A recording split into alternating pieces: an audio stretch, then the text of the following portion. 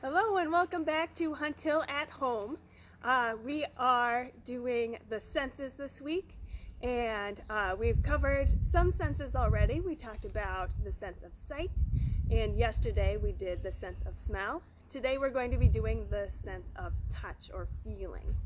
And so I've got some activities planned for us, but I also wanted to make some fun announcements. Today marks the 8th week that we've been doing Hunt Hill at Home. That means if you've been watching from the beginning, you've watched 40 episodes of me talking to you. So thanks for sticking with me. I know some were better than others, but they've all been fun. And if you've watched from the beginning and seen all 40 episodes, you've watched about 8 hours of Hunt Hill at Home. That's awesome. It's been a really fun time. I'm going to be continuing to film for 2 more days, Thursday and Friday. After that, we're going to switch to a summer schedule where I'll film just 1 time per week, and that's going to be on Mondays at 1 p.m. So let's get started. I've got our joke of the day here, and here is our joke of the day. I went to the doctor the other day, and I said, "Doctor, it hurts when I touch here, and it hurts when I touch here, and it hurts when I touch here." And the doctor said, "Well, that's simple. Your finger's broken." All right, so we're going to be looking at the sense of touch or the sense of feeling. And this is a really interesting part of it. We often hear that we only have 5 senses, but we've actually got a lot more than 5 senses. The 5 senses that we know can actually be split up into a bunch of smaller senses. Things like balance and feeling temperature and feeling texture can all be split up. Most of the senses that we have, we actually group all together under our sense of feeling.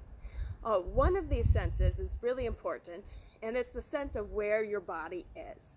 And this sense is called, I've got it written here so I don't forget, proprioception. Proprioception is where you know where your body is and where it is in relation to other parts of your body. And it helps with your balance, it helps with you understanding your abilities and limitations. And you can test your proprioception in a few different ways. One is to check to see if you can take your finger and put it on your nose. Pretty simple, right? Close your eyes and see if it's the same simpleness. I was worried a little bit there that I was going to miss. Another activity you can do for proprioception is to start to walk and close your eyes and see if you can put one foot directly in front of the other without falling over. Those are some fun activities to do with proprioception. We're going to do an activity that uses your sense of feeling and your sense of knowing the texture. And we'll be doing this with our Know Your Stone game.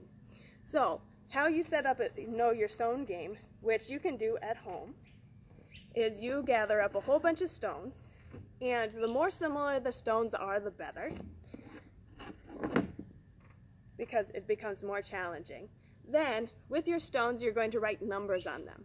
Now, I had these stones before with numbers on them, so the numbers are going to look backwards to you. I'll come closer so you can see. There's my numbers. They're backwards, but you can tell what numbers they are. So, what you're going to do is once you've got stones with numbers on them, you're going to close your eyes and you'll show someone what number is on there. So I'm going to show you what number is on mine. So you should make sure that you watch closely because you're going to be fact-checking me at the very end here. So I'm going to close my eyes. I'll show you what rock I pick. I'm going to feel the rock for maybe about 30 seconds. Then I'm going to put it back in here. I'm going to mix all of the rocks up. I've got 5 different rocks in here. They're heavy. So I have them in this big cat litter container. And then what I want to do is after that, I'm going to actually pick them all up, feel them, see if I can figure out which one it is. Okay, so here we go. I'm closing my eyes. I'm going to keep them closed. I'm picking out a rock. Okay. I don't know which side the number is on, so I'm going to show you both sides of the rock. I hope you can see it. Okay, there's the rock. So keep in mind what number that is. I'm going to feel it. And I'll let you know what things I notice about it. So I notice this rock is really, really smooth. And it feels like it's kind of triangle shaped. And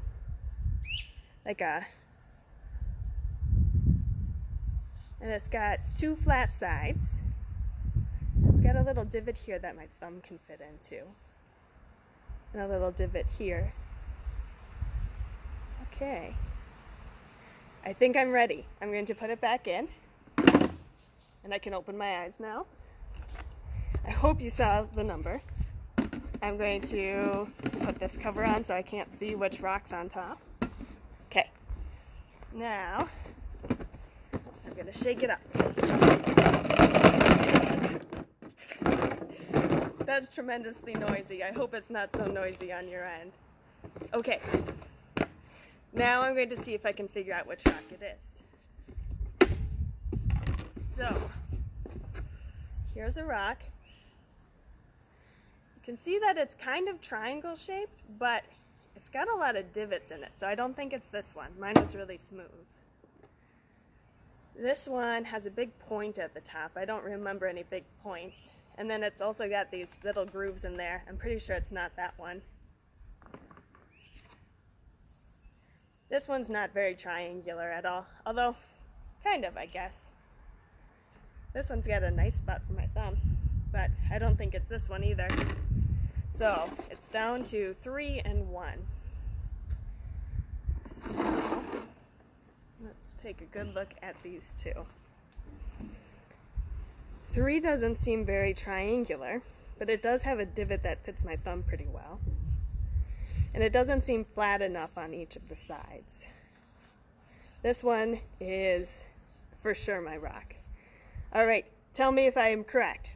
Was number 1 my rock? You can play this game as well with other sorts of things. We play this game at camp with Find My Tree.